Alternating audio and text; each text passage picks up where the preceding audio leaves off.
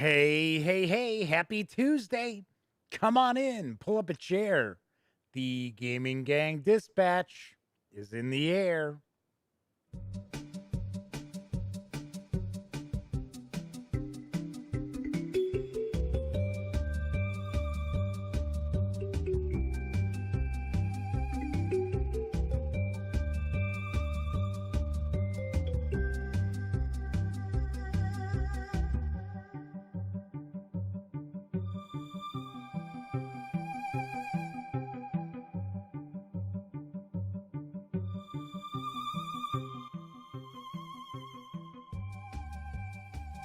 Howdy, howdy, howdy, gang. Welcome once again to the Duct Tape Studios. I'm Jeff McAleer, your host here at the Gaming Gang Dispatch, brought to you by thegaminggang.com. Amazingly enough. So welcome aboard. If this is your first time visiting, let me point out, super casual. Just kick back, put your feet up, make yourself at home. We are not performing rocket surgery by any stretch of the imagination around here. We're talking about tabletop gaming. So if you're into board games, card games, role-playing games, miniatures games, if it's going on your tabletop, within reason, we are talking about it here on the Dispatch. Those of you who watch all the time, constant viewers, thank you once again for taking time out of your busy day, night, morning, what have you, to spend time with me as I just be a chucklehead. Good to see everybody. Tonight is Tuesday, February 23rd, 2021. This is live stream 625. I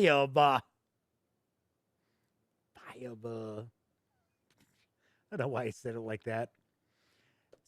625. If you like this video, by all means, please give it a quick thumbs up. Subscribe to the channel if you haven't already. And if you do subscribe, ding that bell, because it'll not only let you know when the Dispatch airs live Monday through Thursday nights right here on YouTube. I'll also tell you when I upload other videos, such as today's Tuesday Talk with my pal, game designer John Welsh. That's right. If you haven't checked it out, please do. You can easily tell that John and I are friends during the interview. You certainly can.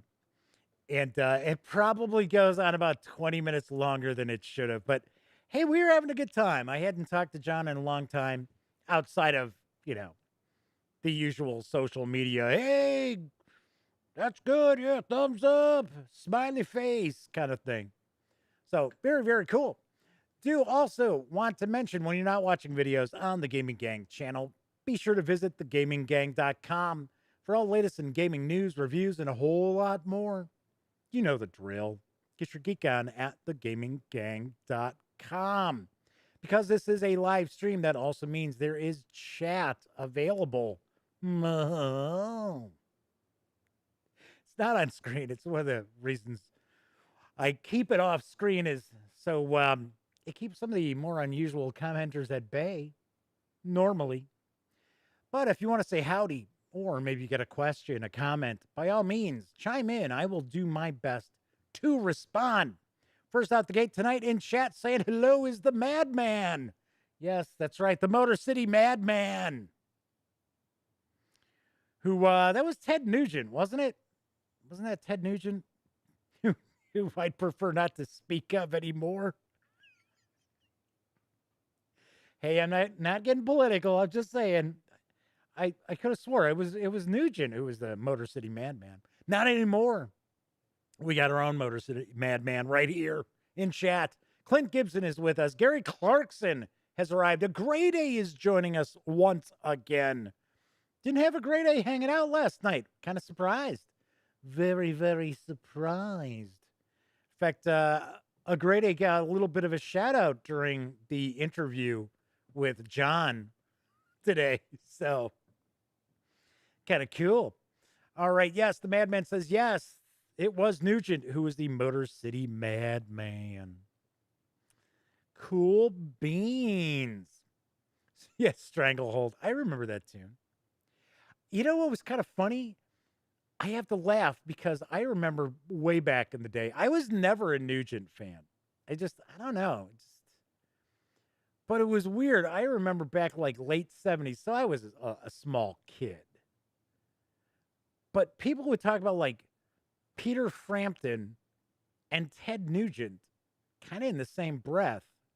And even at that point, I was like, huh? What?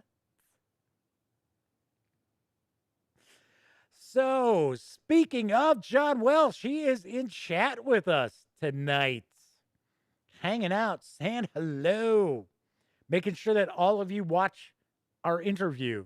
That's why he's here. He's here to crack skulls, to make sure that people check these out. Not really. All right. So hopefully everybody's having a good Tuesday night, Wednesday morning, or whatever day you get around to checking this out. Got to point out, viewership numbers are down for the dispatch. And here's the weird thing. Everybody keeps telling me they like the new thumbnail design that I've got. But ever since I unveiled that thumbnail, we're getting fewer views. And I got to be honest, that is a big thing with the thumbnails. So kind of weird. But here's the thing, too. I like the thumbnail. It's like I designed it. I think part of it might be that because I'm sharing what games are being talked about on the news, I think maybe some people see it and they're like, I don't give a shit about those games. I'm not gonna watch that. I don't care about that. I don't know. I have no idea. So John Wells says yes, and he's taking names because John's here to kick ass and chew bubble gum, and he's all out of bubble gum. So Badman says, yeah, he likes the thumbnails too. And that he liked Nugent for a while, but then he went off the rails too far off the rails for the madman's taste. I'm with you on that, my friend. I am way with you on that. But then again, like I said, I was never really, wasn't a big Nugent fan. I don't know. I think Nugent was more, I think he was popular more when I was still kind of younger and I hadn't gotten into my rock creds yet. Although it's kind of funny, I was a punk rocker, or I guess we would say alternate rock or alternative rock and heavy metal. It was weird. So, like 1 minute it'd be like, yeah, listen to Depeche Mode, or as we used to joke around, Depeche Mode. And then we'd be listening to some Judas Priest. So it's like, okay. So W Forge has joined us. I believe W Forge is a first-time visitor in chat. Welcome, welcome. And W Forge says that it was the thumbnails that made them check out the live stream. I don't know. I honestly don't know. Jason Herrick's with us. Jason has visited us before, but Jason's fairly new to the stream. And yes, John Welsh and Jason both mentioned, yeah, I was quoting They Live with the late, great Rowdy Piper. Rowdy Piper. English, Jeff. Stick to English tonight.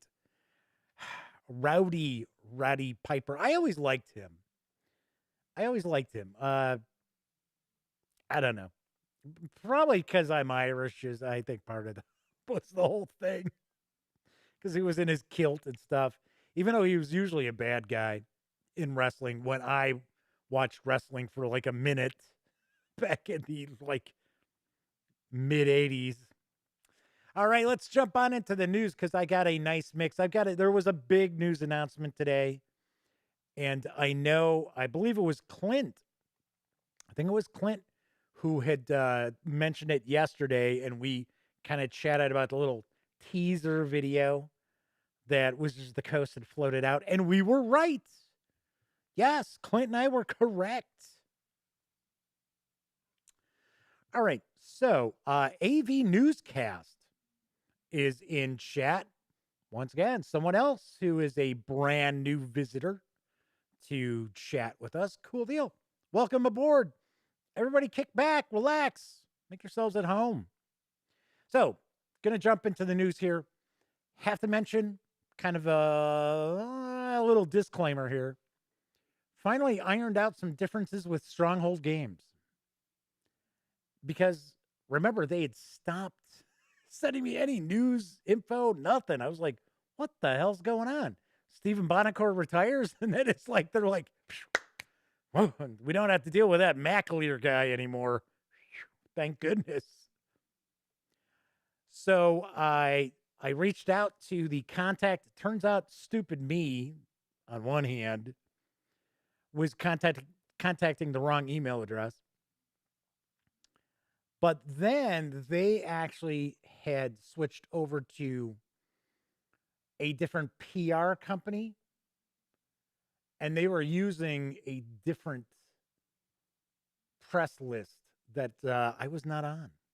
So got that all cleared up thanks to Stephen Bonacore, actually.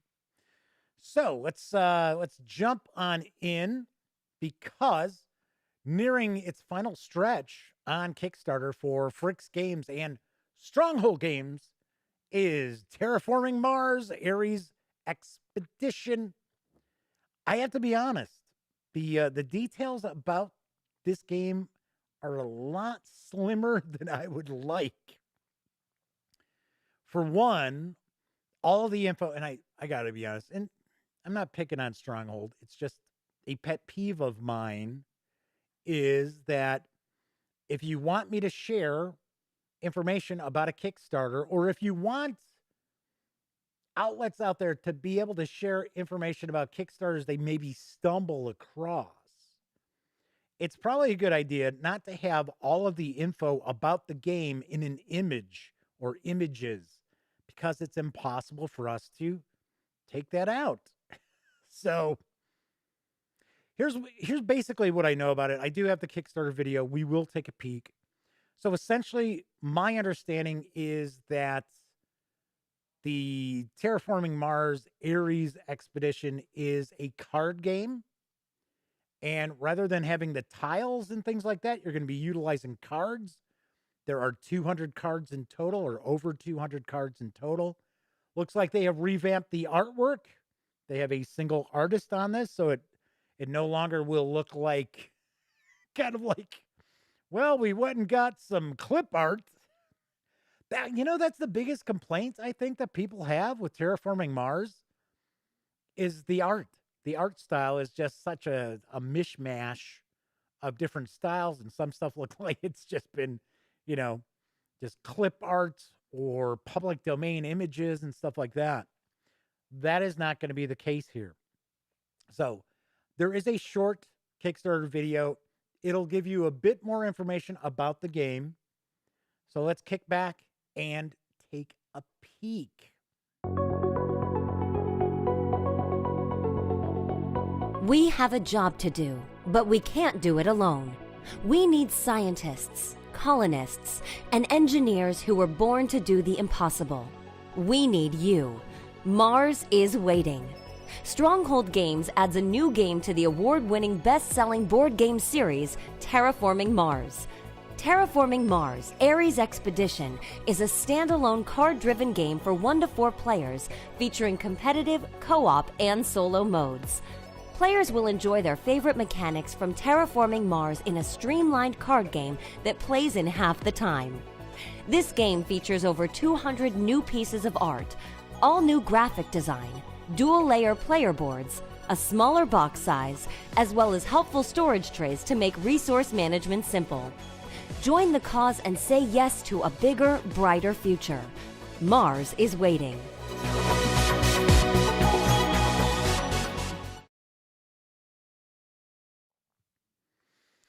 Yeah, I told you it was a pretty short video. Terraforming Mars Aries Expedition is for 1 to 4 players, ages 14 and up, plays in 45 to 60 minutes. This project is over 3,500% funded. Yeah, you heard that right. You can reserve a copy of the game as well as unlocked milestones, which John Welsh is hoping that there's going to be a perseverance artifact card. That'd be pretty funny if they added that as a milestone. Because I don't think they're really doing stretch goals. I think they're doing milestones, is what they're calling it. You can grab the game for a $39 pledge. Wow, that is mighty friendly price, in my opinion. Although, once again, I mean, it could be just a little box. I don't know. Anyway, the Kickstarter is going to run through March 5th. Expected delivery on Terraforming Mars Aries Expedition is actually this September. Very, very cool. Flaming Herons in chat. Mr. Eddie T has arrived. And I wonder if we've got Sarah D floating around. Maybe she's lurking. If you are, hi, Sarah. You can lurk. It's okay. I don't mind lurkers. Lurkers are fine. We get quite a few. So John Wells says they could sell this over at the NASA merchandise store. Yeah, over at the Cape Kennedy. Is it still called Cape Kennedy? Did somebody change the name of it? I don't know. You know, Cape Trump. Nah, just kidding. Sarah D, yes, there you go. She's saying hello and hiding. Cool deal. So, pretty nice. Pretty cool. I don't know. Maybe we'll get to see this. I have no clue. I got to be honest. The rep for Stronghold, like I said, they're using a PR company, which is not unusual. There are a lot of companies that do that. I actually have other contacts with that company for other game companies. And I know that the rep for, why is it showing Cubicle 7 Games? What the hell happened there? For crying out loud, I forgot to change the print on this.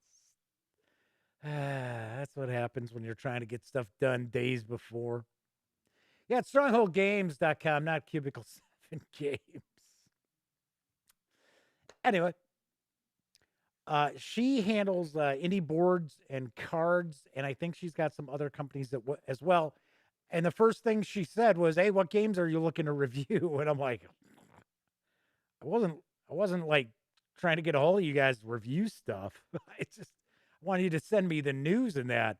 I was like, "Are you guys washing your hands of me or something?" So John Welsh also points out they're hoping for some Martian speak from Mars Attacks in the trailer for the game. Yeah, the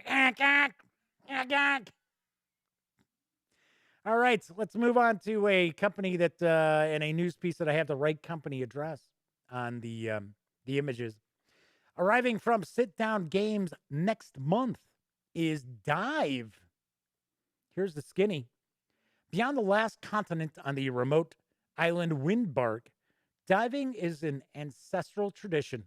During a rite of passage celebrated at the summer solstice, divers compete to retrieve the sacred stone of the village. The elder throws it from the top of the cliff, and the stone leads the contenders for the title of hero down to the depths of the ocean, aided in their quest by friendly sea turtles and manta rays. However, to retrieve the stone, they will need to avoid upsetting the sharks that inhabit the ocean. But the whole ocean? Or just where, like the area where that stone is? Dive plays simultaneously for all player divers who start the game facing a shuffled stack of 36 transparent ocean cards. You have your own diver board and a set of 5 air tokens that are numbered 1 to 5 on both sides, with a shark on one side of each token. Dive explores the notion of perception, the ability of the divers to observe the ocean through a deck of transparent cards and to benefit from their observations. At the start of each round, you look into the waters before you see how far you want to dive, with 5 levels being the maximum you can go, since you have 5 tokens. Then you place the tokens on your board. If you think a shark is at a certain level, you need any tokens on this level to be shark side up. And if you goof, calling shark when no shark is present or vice versa, Then you remove all tokens from your diver board at this level and at all deeper levels. Otherwise, you're done for the round. In other words, if you goof, that's what it says.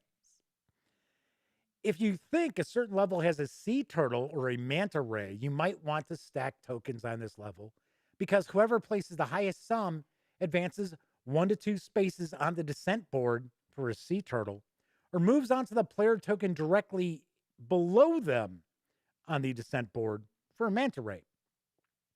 If you finished evaluating a level for sharks, sea turtles, and manta rays, and anyone still has an air token on their board, you explore the next level.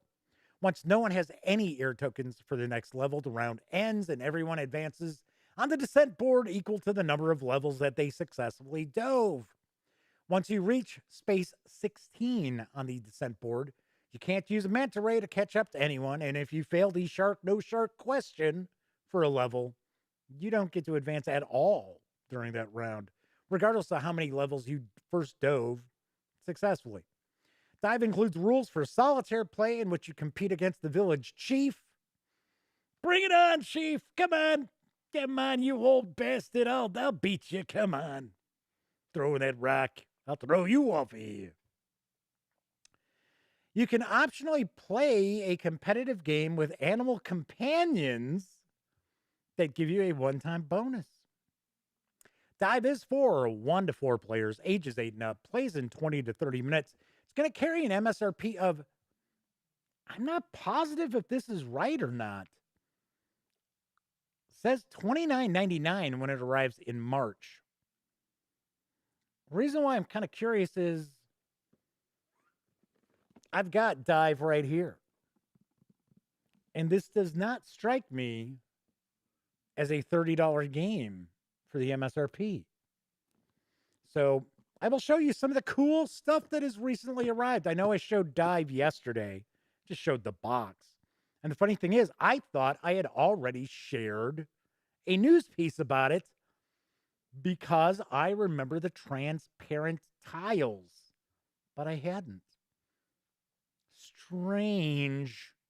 So this is going to show up next month. And of course, I will have a video taking a peek at it very soon. So there was a big news item today, big announcement. And as I mentioned earlier in the show, if you weren't tuned in yet, that Clint Gibson had brought this up yesterday. I had seen the little teaser video as well. And there were a few possible options that were floating around, but we were actually on the money. I think most of us in chat, hanging out on the show, we knew what was coming. Adrian Young has joined us from Australia. Welcome aboard. I believe it's the first time Adrian's joined us as well. Make yourself at home. Kick back. So earlier today, Wizards of the Coast revealed the next Dungeons & Dragons source book. Here are the details about Vanrikten's Guide to Ravenloft. And I got to point out, I have a little more information than most of the outlets have. Because I actually snagged my info from a distributor. Terror stalks the nightmare realms of Ravenloft. No one knows this better than monster scholar Rudolph Vanrikten. To arm a new generation against the creatures of the night, Vanrikten has compiled his correspondence and case files into this tome of eerie tales and chilling truths. Discover the mysteries of Ravenloft, mist-shrouded lands where infamous Dark Lords lurk among ageless vampires, zombie hordes, cosmic terrors, and worse. What's worse than a cosmic terror? Like, what? Wouldn't that be like the absolute worst? Then make your choice. Will you create your own domains of dread, settings that host endless, terrifying adventures, or will you join the ranks of haunted heroes who embrace macabre lineages? I like to say macabre instead of macabre. I get that from my CBS Radio Mystery Theaters. That's a blast from the past. Dual-edged dark gifts, haunted subclasses, or other forbidden powers. The mists of Ravenloft are rising. overcome your dread, or forever be its prisoner. The book's going to contain expanded domains of dread for the first time in 5th edition. Travel, perhaps by choice, the familiar domains and discover new ones. Encounter a horrific assortment of creatures from the monstrous bestiary. Unleash a treasure trove of new story hooks, character options, and campaign customization to bring one of the most exciting Dungeons & Dragons settings to life. Everything the Dungeon Master needs to craft a horror-themed campaign for Dungeons & Dragons, including rules and advice for building custom domains and Dark Lords using established horror tropes, or your own special blend. It includes a brand new adventure sure to add thrills and chills to your game. Also introduces character lineages, including Dampy, Hexblood, and Reborn. Presents dark gifts for characters that flesh out your place in the domains of dread. Adds new subclasses, 2 of them, the College of Spirits for Bards and the Undead Pact for Warlocks. There's also a host of new backgrounds and trinkets themed specifically for a horror setting. Dungeons & Dragons Vanrikten's Guide to Ravenloft arrives May 18th. It will have the 2 covers. So we've got the standard cover. We've also got the alternate art, which is available usually. I don't know if they're changing it. You never know. But normally the alternate art cover is only available at friendly local game stores. The hardcover book is going to carry an MSRP of $49.95. So, who was just talking about Christmas in May? There you go. Avian Newscast. I know a lot of people are excited. As a Great Ace pointing out, there had been some hints about this floating around even before the teaser came out. We figured the next release was going to be some sort of a setting book. And there were a lot of people who were putting their money it was going to be on Ravenloft. So there you have it. Of course, as soon as I receive it, I'll be sharing video of it. Give you a first look at it and then do my review video. So I know we've got our Candlekeep Mysteries that is arriving. I want to say, is it March 16th? For some reason, the 16th jumps out at me. So I'm still keeping my fingers crossed that we get to see that 10 days early. I don't know. I got to be honest. I've said this time and time again. I kind of get the feeling that Candlekeep Mysteries is going to hit reviewers last minute. I don't know. It's just the vibe I got. It's just the vibe I've got. So very cool. Looking forward to this. So a Great Ace says that they said, which no doubt must be Wizards of the Coast, they would be in a different release. Oh, no Lord Soth or Sithicus. I've pointed this out before. Sometimes I have to remind people, especially if you're new watching or new to the gaming gang, period. From first edition, well, I guess I'll say second edition, because I did see some of the early stuff that came out for second edition D&D or second edition Advanced Dungeons & Dragons. But mainly from about 2E to the release of 5E, although I did see a little bit of 4E, I really didn't pay much attention to Dungeons & Dragons. I was into a whole lot of other stuff, mainly Call of Cthulhu, because that's my game of choice that I run for over 40 years. So, but I like 5th edition. I find it funny. Maybe we'll talk about this after I'm done with the news. There's so many haters out there for role-playing games, and it's just silly. It's really, really silly.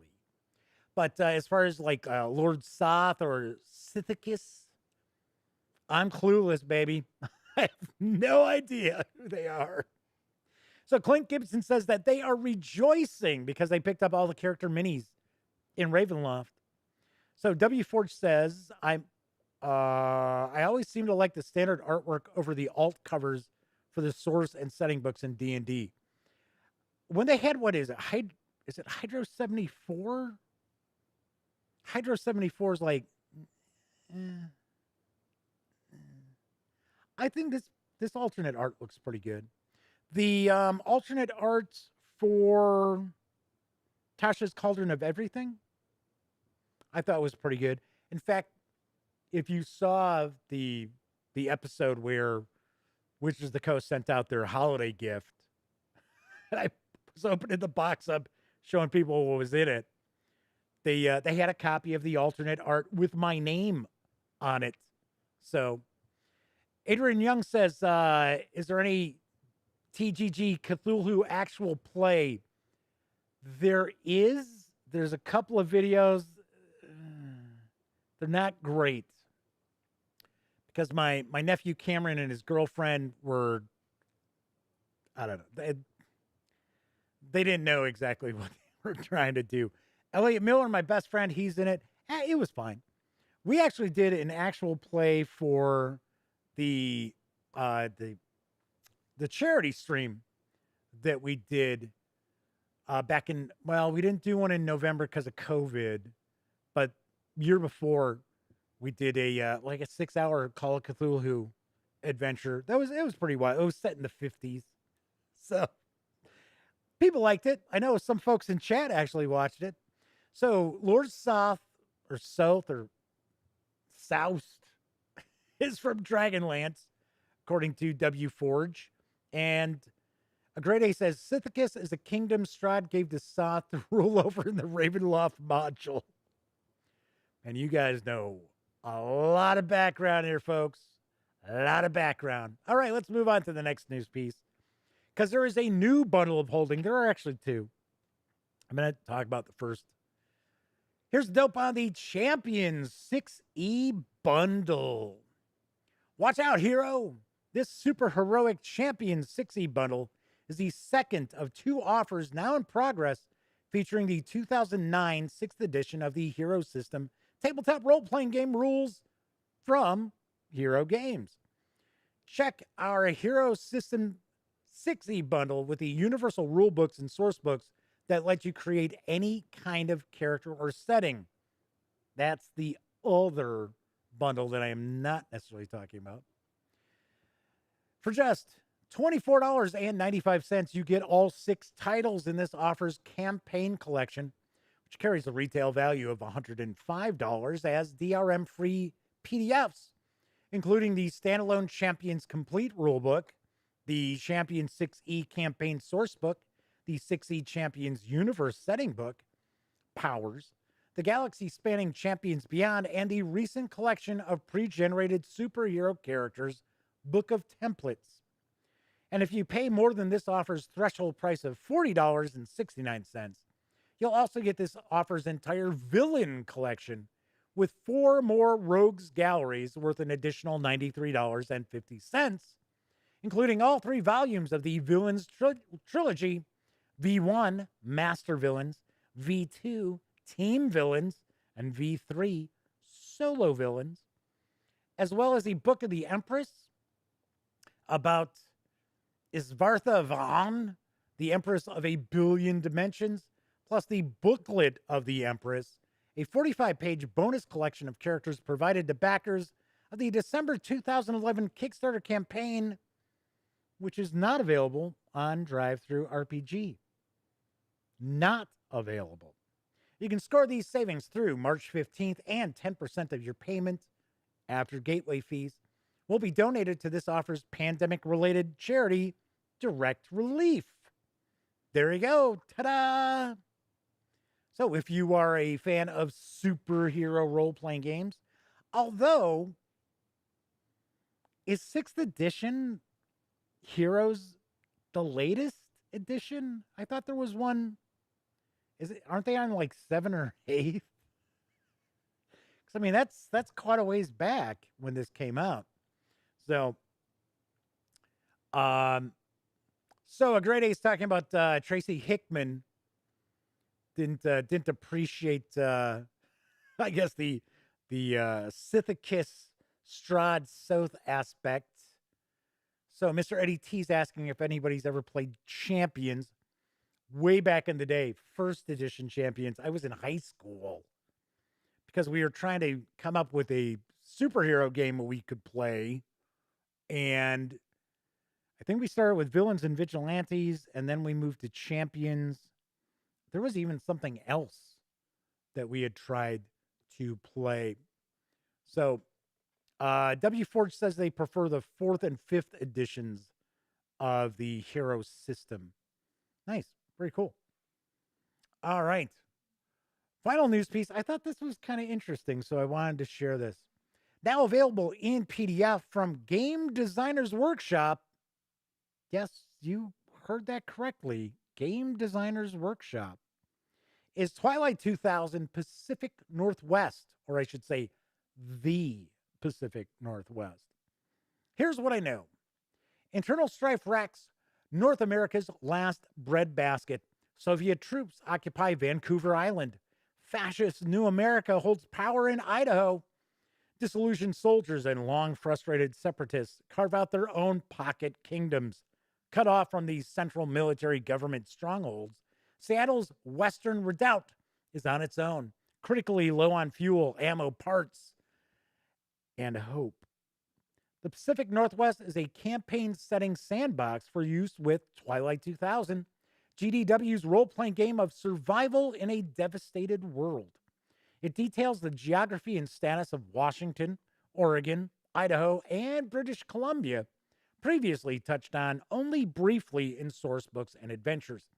The tools it gives referees and players to craft stories in this region include the region's history from the pre-war years through May 2001, detailed information on the agendas, leaders, capabilities, and territories of the region's 4 major factions: the Milgov-aligned 47th Infantry Division, the Cascadian Secessionist Movement, New America's Idaho Cell, damn you fascists, and a Soviet 62nd Motor Rifle Division.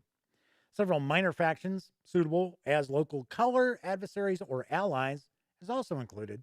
There's a look at the inner workings of Operation Egret, Milgov's fragile logistics network connecting the Great Plains and Mountain West holdings, advice on running a campaign in the Pacific Northwest, new career options and personal equipment for civilian and military characters, and 22 new land, sea, and air vehicles appropriate for use in the Pacific Northwest and other Twilight 2000 campaign settings. The Pacific Northwest aligns with the events of the timeline published in the first edition of Twilight 2000. It's fully compatible with version 2.0 and the 2.2 rule sets. This 121-page Twilight 2000, the Pacific Northwest sourcebook, is available at DriveThruRPG for $9.99. Wow. Pretty wild, because it's GDW and these folks are using Game Designers Workshop as their name. And I highly doubt anybody from GDW, the original GDW, is affiliated. But I thought this was very cool because we do have Twilight 2000 from Free League Publishing coming out. And I know they're going to have the Polish setting. There's also going to be a setting in, if I remember right, it's in Sweden. This would be pretty cool to pick up if you're looking for North America-centric Twilight 2000 adventure. I thought it was very interesting. I saw this. I'm like, wait a second, what the hell's that? I was like, I know they tend to release, Twilight 2000 stuff in PDF on DriveThruRPG. I'm like, I've never seen that. I was like, huh. Must have been for one of the editions that I wasn't familiar with, because to be honest, we only had the first edition. And once again, we had so many RPGs, and we would all have copies of it, and then almost none of us would None of us would actually run it. Yes, Frank Chadwick. Yes, I've met Frank a few times. He's very nice. Frank Chadwick did like the last 10 releases for a game designer workshop before it died. But I guess it's back. It's back because I did take a look. This isn't the only thing that they've released. It's all Twilight 2000 stuff. But there's some pretty interesting looking things. So I should point out that the Gaming Gang, thus the Dispatch, are affiliated with the One Bookshelf sites. So if you are going to visit, say, I don't know, Drive Through RPG, please stop by thegaminggang.com first. Click on one of our banner ads. That way, if you happen to make a purchase, I get a little portion of that sale. And all those nickels, dimes, and quarters really do add up and help keep thegaminggang.com around. Say it time and time again, there are a lot of people who actually use those links, and I super appreciate it. Kabuki Kid has joined us in chat. Double K's in the house. So, very cool. Was Kabuki Kid hanging out last night? For some strange reason, I don't recall. I don't think, because I think it was a little weird because we didn't have I know we didn't have a grade A. And a grade A said it was the Monday from hell. I noticed it like chat.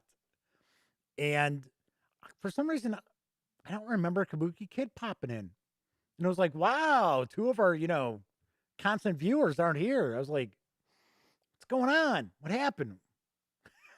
What did I do? I wore deodorant. I didn't scare everybody away. Anyway, so I should point out that I'm not going to carry on about this. I mean, I have a super soft spot in my heart for Game Designers Workshop. I really, really do. And let's be honest, not everything they released was, fantastic. But I just, it's one of those companies from my youth. So I took a peek. There's actually quite a lot of this new GDW releasing Twilight 2000 stuff. Some various different settings. There's one of them is an adventure where I want to say it's a somewhat submerged Soviet sub frozen in the ice. I was like, hey, that sounds kind of cool. So one of the things I always felt about Twilight 2000 that I personally thought kind of dropped the ball, but then again, this was a GDW thing, was that you didn't really get adventures. You got source books. You got settings books, but you didn't necessarily get adventures. And I mean, that actually goes back to the Traveler days, where the Traveler adventures were very, very dry, very, very little personality. Now, once again, I also have a soft spot for Traveler. I think the second edition Mongoose Traveler is excellent, if vastly overpriced. But so Kabuki Kid says Monday nights are their gaming night now. Cool. Nice. Very cool. Yes, I know. Every other Wednesday is the Madman's gaming night. W. Forge says, I believe Mark Miller still has a Far Future Enterprises website that sold old GDW PDFs. As far as I know, Mark Miller's Traveler is just a mess. So, I don't know. That, once again, Traveler's one of these games where you're kind of like, how many editions do you need running at the same exact time? Because you got Traveler from Mark Miller. So, I believe it's called Mark Miller's Traveler. You've got Mongoose Publishing's Traveler, which that's the second edition of their Traveler. Then there is the Cerberus engine, I want to say, which is basically the 2D6 mechanics of Traveler, which is also another Traveler. So, Great A says, Mark Miller is not a fun guy. I don't know. I've never met Mark. I have no clue. I have met people in the industry that I had heard that they were not fun people, and I got along with them swimmingly. So I don't know. You know, I don't say anything unless I know for a fact. So W4 says Traveler 2300 then changed to 2300 AD was the sequel to Twilight 2000. Yes. There were a bunch of Traveler. We had Mega Traveler. Wasn't there one called the New Imperium? I don't know. So, Madman says that it's game night for him tomorrow. All right. Well, I'll make sure that the gaming news isn't all that exciting. So, anyway, so I mentioned this, and we won't talk about it for too long, but I don't understand the haters out there in the hobby. And yes, I understand we got a lot of socially awkward people in our hobby, right? And we always have. No different now than it was 40 years ago. Probably fewer socially awkward people per capita or whatever.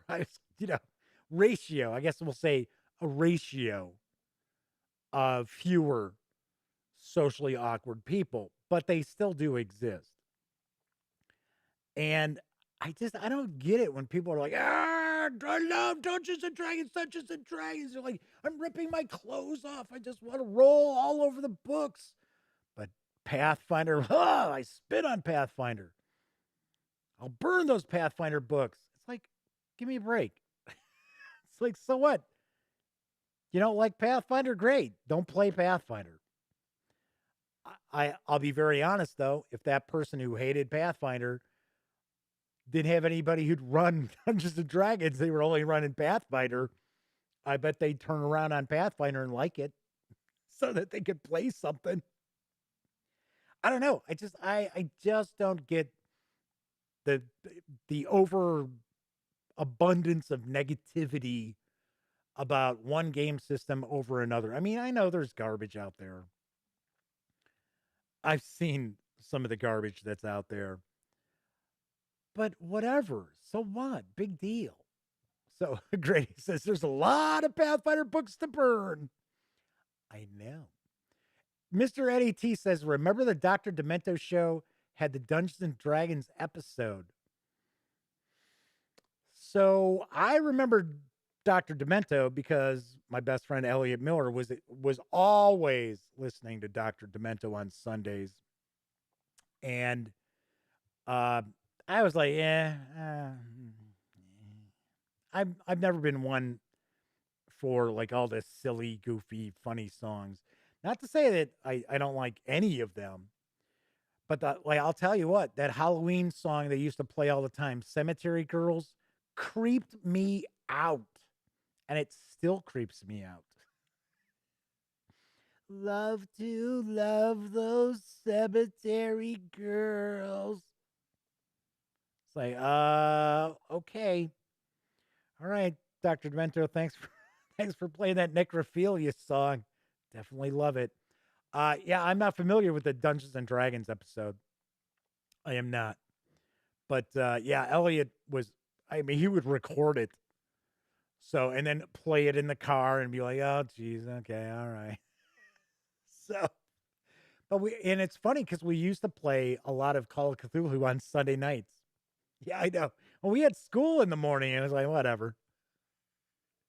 And we'd always drive to go get something to eat at this 24-hour hot dog stand called Toots. It was over in Chicago on Montrose and Central. Took me a second. I'm like, I think it was Central.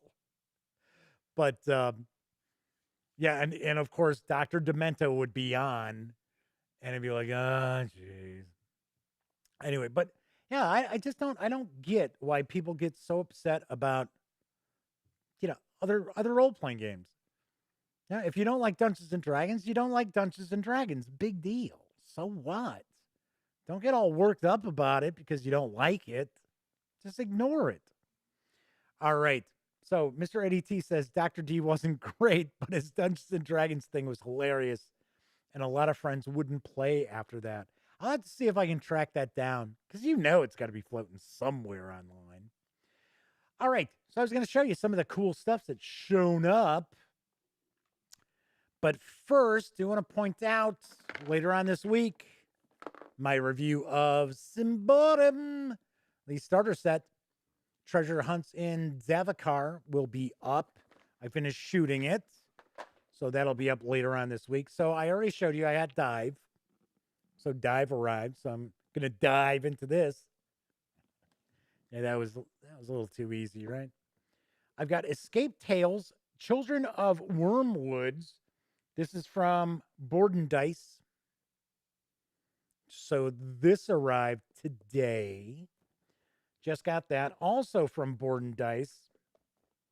Not even going to try to pronounce this. I'll say it's the Inca Empire, right? So this is a pretty hefty game.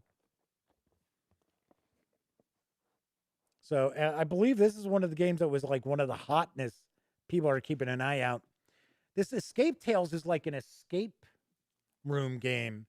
So this is probably along the lines of Exit the Game, that series from our friends over at Cosmos. This could be pretty interesting. I also, from Studio H, received Shamans. I know kind of absolutely nothing about this game. So, and then from Renegade Game Studios, I received, this is going to be the exclusive Amazon edition of World's Fair 1893, which all happened to be in Chicago. Yep. It was the White City. So kind of funny because I actually know quite a bit about the 1893 World's Fair. And not just because people think H.H. Holmes was, snatching people off to his murder hotel. So Kabuki Kid says, titles that are all tricky to search on Board Game Geek. Yes, I know. I planned it that way. All right, let's talk about the contests that are going on. So earlier today, I had hit 3,990 subscribers on YouTube.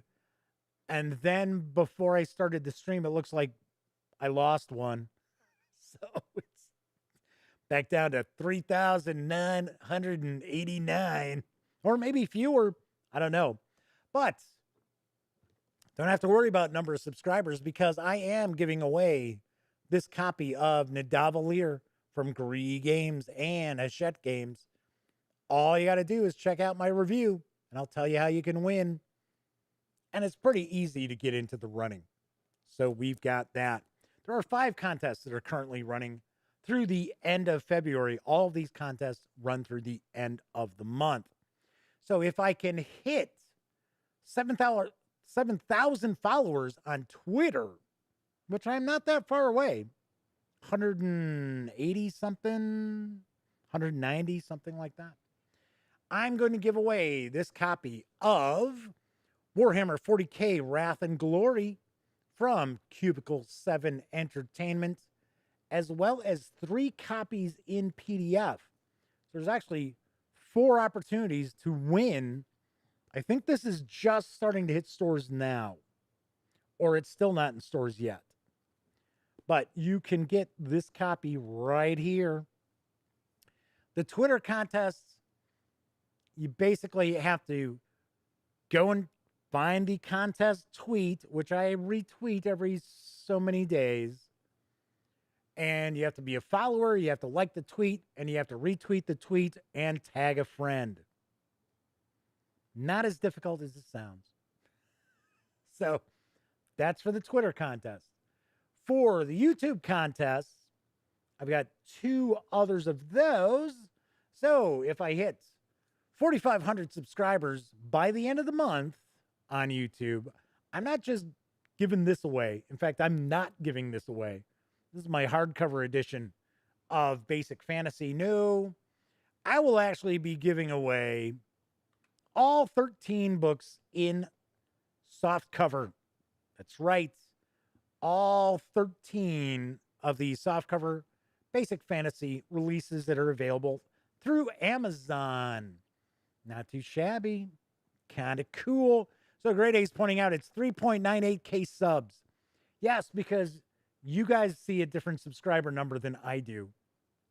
For some strange reason, YouTube just rounds it off to the nearest 10. I don't know. It's kind of weird. I guess it saves them from having to constantly calculate stuff. But on my, back end, my creator studio, it's like still have to keep showing me the updated count anyway. So I don't know. So we were talking a little bit about the Ravenloft source book for Dungeons and Dragons coming in May. Well, we already know next month we get to see Dungeons and Dragons Candlekeep Mysteries. And I've got 2 contests. For one, if I hit 7,500 followers on Twitter, so this is a Twitter contest, I'm giving away a copy of the standard art Dungeons and Dragons Candlekeep Mysteries.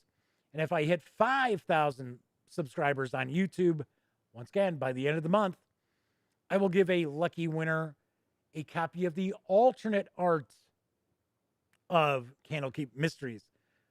The YouTube contests are very easy. The Nandavalier, I tell you how you can win. I tell you what you got to do if you check out the review video. But the other 2 contests, all you got to do, be a subscriber and comment on a video before the end of the month. Doesn't matter what video it is, just comment. And it can't be a rude comment. I'm not going to be giving stuff away to people who are rude. So there you go. There's a little caveat. It's like, yeah, Jeff, you're an asshole. Yeah, you're a winner. Not going to happen. Wow, wow, wow, wow. All right. So that is it for tonight's episode.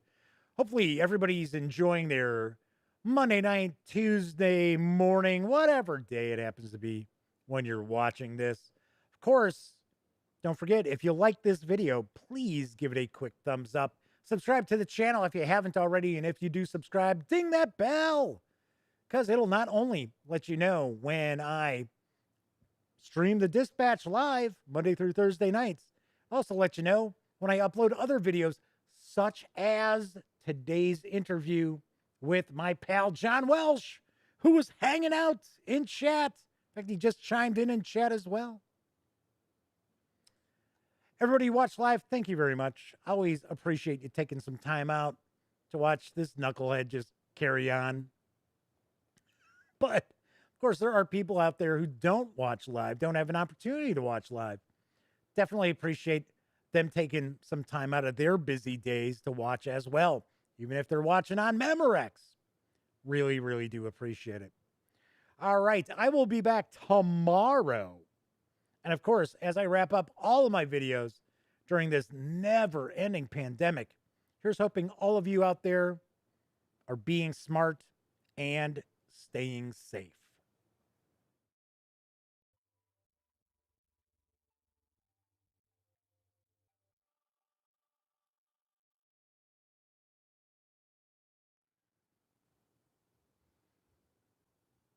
Oh, hey, you're still here. Well, if that's the case, by all means, if you haven't subscribed to the Gaming Gang channel yet, click right here. If you'd like to see the latest episode of the Gaming Gang Dispatch, click right up there. And if you want to trust YouTube's algorithm to give you something to watch, click right there. Once again, thanks so much for watching. And everybody, please wear a mask.